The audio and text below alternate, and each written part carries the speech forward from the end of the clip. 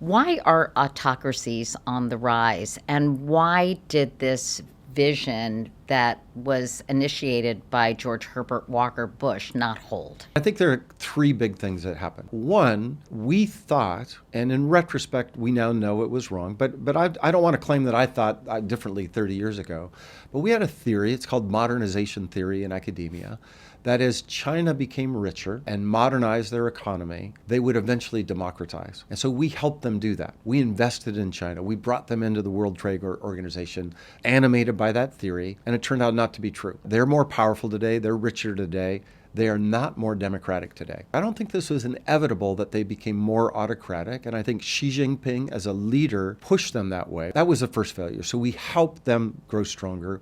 Same with Russia, in a lesser extent. I remember I wrote a piece in 1993. Our worst nightmare would be a capitalist Russia that had recovered from the collapse of the Soviet Union, led by a dictator. And I didn't know it was going to be Putin at the time, but that's tragically exactly what happened. Second, we did not do enough to support democracy in these transition places, like Russia, but not only Russia, other parts of the post-communist world. Hungary, definitely do enough on Hungary. We should have had more conditionality for them.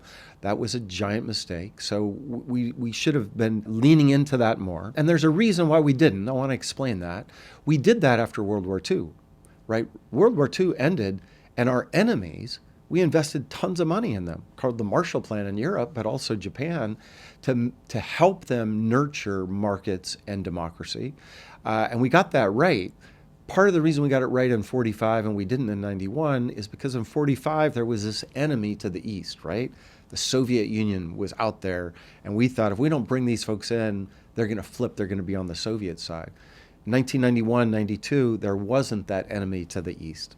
And as a result, we just thought it's all going to happen naturally, and so we didn't invest in that. But then third, we made some mistakes at home, both in our foreign policy and domestically.